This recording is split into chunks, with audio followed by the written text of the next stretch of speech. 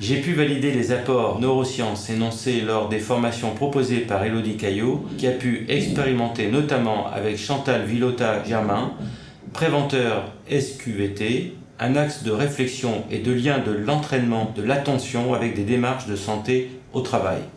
Il est important de souligner que toutes ces approches sont basées aujourd'hui sur des champs de recherche très féconds qui nous ouvrent aussi des espoirs immenses en matière de développement personnel. Ces démarches permettent entre autres de mettre en avant le lien entre l'entraînement de l'esprit par les pratiques attentionnelles sur la prévention santé au travail.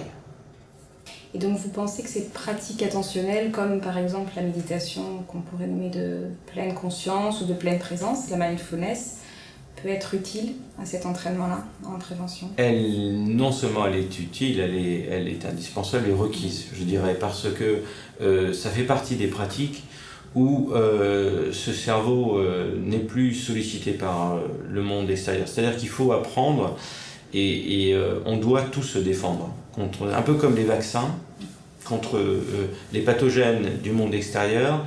Je dirais que les activités qui sont basées sur la pleine conscience, ou la pleine présence plutôt, vont être des activités qui vont immuniser contre cette infobésité, ce risque d'être bombardé d'informations et d'être finalement épuisé. Notre charge mentale s'épuise devant cette activité en réaction.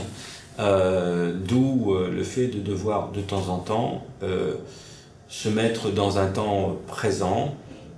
Et j'ignore le passé, j'ignore le futur. Je vis simplement le temps présent. Voilà.